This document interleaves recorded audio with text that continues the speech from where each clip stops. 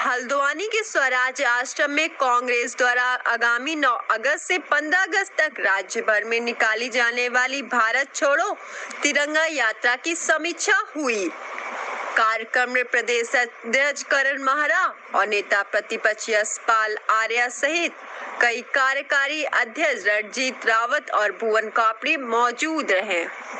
यात्रा को लेकर बैठक में कुमाऊं मंडल के कांग्रेस के संगठनात्मक जिले के जिला अध्यक्ष और महानगर व ब्लॉक अध्यक्ष उपस्थित रहे।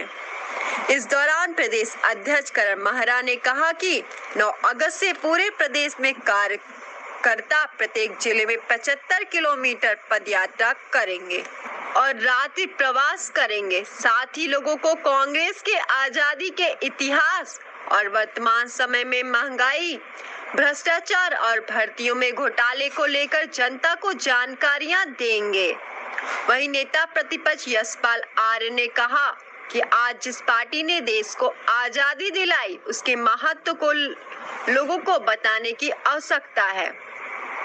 खासकर युवा पीढ़ी को भारत जोड़ो तिरंगा यात्रा के तहत कांग्रेस द्वारा आजादी के लिए किए गए संघर्ष को याद दिलाया जाएगा।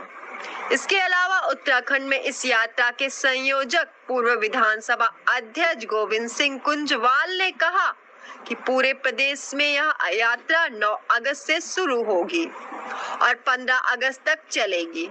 सभी बड़े नेता गांव में कस्बों में रात्रि प्रवास भी करेंगे। 9 तारीख से 15 अगस्त तक एक 75 किलोमीटर की यात्रा प्रत्येक ज़िले में होनी है कम से कम।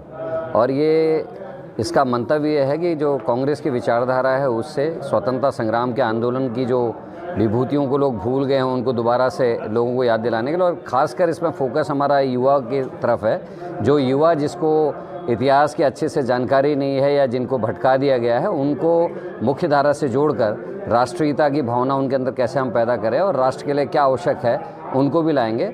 और इस यात्रा का एक उद्देश्य ये भी है कि जो दिक्कतें इस समय वर्तमान में है, चाहे बेरोजगारी की है, चाहे भ्रष्टाचार की है, चाहे वो जो चीज़ें इस समय राष्ट्र को पीछे ले जा रही है, उन सब चीज़ों के लिए युवाओं को अवेयर कराने का काम कांग्रेस के साथी इसमें करेंगे। देखते जाता हो कब से चलती है और ये हमारा 9 तारीख को क्रांति दिवस जो है उस दिन से हम इसको शुरू कर रहे हैं और 15 अगस्त को इसका समापन जिला मुख्यालयों पर होगा। देखिए, आज़ादी की 75वीं वर्षगांठ का ये वर्ष है और जो पूरे देश में हर जनपद में हर ब्लॉक स्तर पर मनाने की कांग्रेस की योजना है और इसी की तैयारी के लिए बैठक आहूत की गई है।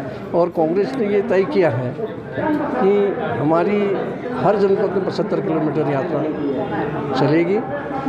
75 किलोमीटर जनपद का मतलब है कि उन्होंने इकाई ब्लॉक को माना है। हर ब्लॉक वाले भी अपने ब्लॉक में 75 किलोमीटर घूमेंगे और जनपद में आएंगे 15 तारीख को, और सारे लोग जनपद में इकट्ठा होंगे और जनपद में बहुत धूमधाम से उस कार्यक्रम को मनाया जाएगा।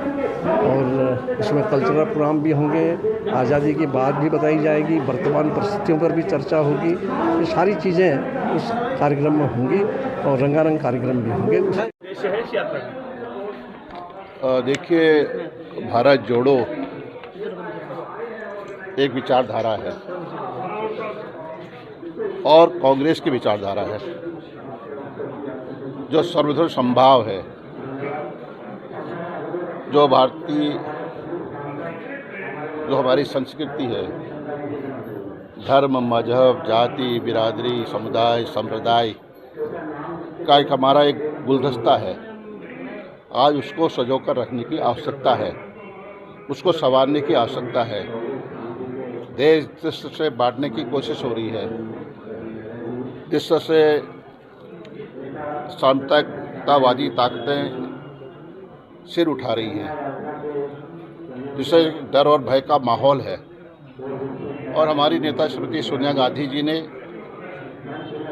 जिस तरह से 9 अगस्त 1942 को राष्ट्रपिता महात्मा गांधी जी ने एक नारा दिया था, अंग्रेजों भारत छोड़ो। आज हमारी नेता श्रीमती सोनिया गांधी जी ने एक संकल्प के साथ पूरे देश भर में भारत जोड़ो यात्रा की चिंतित शिविर में निर्देश दिए हैं। एक शुरुआत करने के लिए हमें कहा है। पूरे देश में भारत जोड़ो यात्रा हम करने जा रहे हैं। उत्तराखंड में भी आवश्यक संदर्भ में आज बैठक हो रही है। तो मेरा निश्चित मत है, जो हमारे दलित हैं, शोषित हैं, वंचित हैं, अल्पसंख्यक हैं, कमज़ोर हैं, आदिवासी हैं, सब धर्मों के लोग इसमें प्रतिभाग करेंगे और हम उन संपर्क भी करेंगे, रात्रि विश्राम भी करेंगे उन बस्तियों में और संवाद भी करेंगे। अपने कांग्रेस का इतिहास क्या है, कांग्रेस का योगदान क्या है, देश के निर्माण में कांग्रेस की क्या भूमिका है, विस्तृत रूप से चर्चा भी करेंगे। और ये देश 47 करोड़ आबादी का देश जिसमें युवा हैं, हम युवाओं को भी भारत के इतिहास के बारे में बताना चाहेंगे। आज भारत के इतिहास को बदलने की कोशिश की जा रही है। हम चाहते हैं कि देश की आज़ादी में, देश के स्वतंत्रता संग्राम में क्या योगदान रहा है, क्या भूमिका रही है कांग्रेस की, और जो आज के जो सवाल हैं, महंगाई, बेरोजगारी और जीएसटी से जो हमारी आवश्यक वस्तुएं उसको दायरे में लिया जा रहा है। कई हमारे महत्वपूर्ण किसानों के साथ आज से उनके साथ जातियाँ हो रही हैं। जो शोषित वंचित समाज है, जो पिछड़ा समाज है, जो कमज़ोर तबका है, जो अल्पसंख्यक समाज है, एक डर और भय का माहौल